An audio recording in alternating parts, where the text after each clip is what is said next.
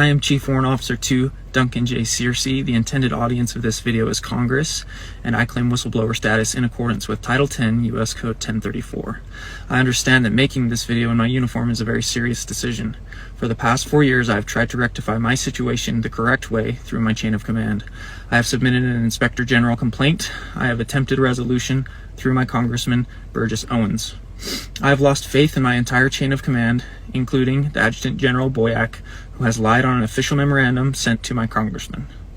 My Commander-in-Chief, Governor Cox, who signed off on the COVID-19 policies in 2021 for which my career is being destroyed, currently stands accused of election interference by his opponent, Phil Lyman.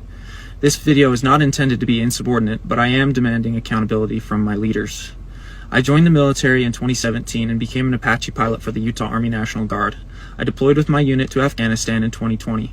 Shortly after returning home, all soldiers in the military were ordered to take an EUA, Emergency Use Authorization, COVID-19 vaccine. As mandating experimental treatments goes against Title 10 U.S. Code 1107, I simply refused the order. They attempted coercion, bribery, and threats to try to get me to take it.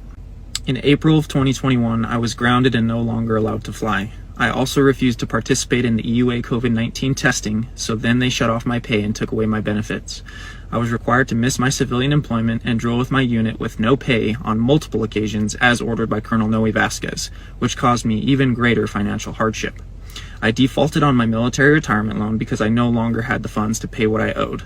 I was forced to drop out of my local university where I was studying to become a pilot for the airlines because they turned off my educational benefits. Around this time, I was also going through a devastating separation and divorce with my spouse. My mental health and finances were a mess, and I was forced to move myself and my 2 small children into my parents' unfinished basement, where we still reside today. At a time when I needed my brotherhood for support, I was ostracized, labeled, and discarded. And no, I'm not starting a GoFundMe. My pride doesn't allow for me to accept charity. I will make my own way. What I want is a pound of flesh. I want accountability.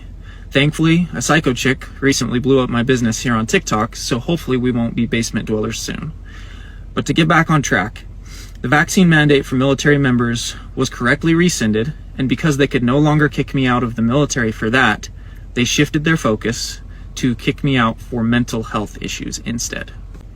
But my individual situation within the military is just a small symptom of a big sickness that affects all of us. We are currently ruled by a cabal or ruling class that consists of greedy executives, woke generals, corrupt politicians, and satanic celebrities. Their goal is to constantly pit us against one another based upon our skin color, our religion, our class status, and our politics, all for their gain.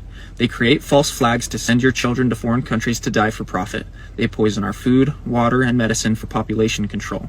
They slowly whittle away at our basic God-given rights. They distract us with music, movies, and fashion to rot our brains.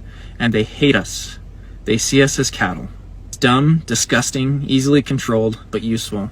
Personally, I am fed up, and I am asking my people, the American people, to rise up with me within the bounds of the law and take back our country, our security, our economy, and our American dream. And if our politicians stand in our way, we will remove them and elect new ones to fight for us. The answer is not murdering CEOs on the street. Our system may be broken, but it can be rebuilt peacefully if we work together. Your party cannot save you. Both sides are used by this elite class. If you don't like Trump, demand better candidates on your side. But based upon the amount of opposition that Trump faces from this elite ruling class, I genuinely believe that he is onto something. Remember, the enemy of my enemy is my friend. And it is clear that he is their enemy based on their actions. I am asking you all to give him a chance. My personal message to Trump is that the time to divide has passed, and it is now time to unite all Americans. We should all brace for terror attacks, mass shootings, technology failure, and economic collapse. The ruling class will not go down without playing every card they have left in their arsenal to retain control. Because this account is monetized, my future videos on military topics will be showcased on my other account, Deej the Chief, which is not monetized. I do not feel it is appropriate to profit off of this subject. I pledge any money that this video makes to Steve Nakui, father of Lance Corporal Kareem M. Nakui, who was killed during the botched withdrawal of Afghanistan. Steve had the guts to stand and protest his son's death and was arrested for it. I would like to buy him a nice dinner. Hell, I hope this video does so well that we have to send him and his family on a vacation. I want to close with a special message to my brothers and sisters in arms. I am disappointed in you. And remember, just because I speak sharp words against you, it does not mean that I do not love you. 96% of you participated in the EUA COVID vaccine, and I know less than half of you did it willingly. They lied to you, they threatened you, they coerced you. None of you got an FDA-approved vaccine in 2021. It did not exist, and for that you should be furious.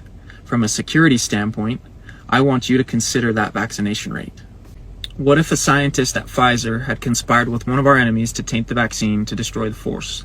96% of our military would have been out of the fight almost overnight. That cannot be allowed to happen ever again. I'll agree with you that this is a situation that your leaders never should have put you in. You were just trying to be a good soldier and follow orders. But there's a powerful quote from the movie Kingdom of Heaven that I love. King Baldwin says, "Remember that even when those who move you be kings or men of power, your soul is in your keeping alone.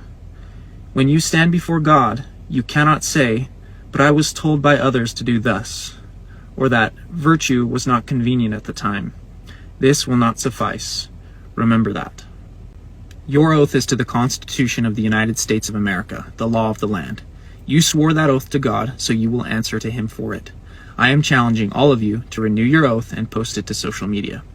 It requires courage to stand when asked, so please allow me to read a scripture over you for courage, and then I will close with my oath. "Behold, God is my salvation.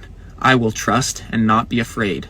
For the Lord Jehovah is my strength and my song. He also is become my salvation. I, Chief Warrant Officer 2 Duncan Jesse Searcy, do solemnly swear that I will support and defend the Constitution of the United States against all enemies, foreign and domestic, that I will bear true faith and allegiance to the same, that I take this obligation freely without any mental reservation or purpose of evasion, and that I will well and faithfully discharge the duties of the office on which I am about to enter. So help me God." Remember, all I'm offering is the truth, nothing more.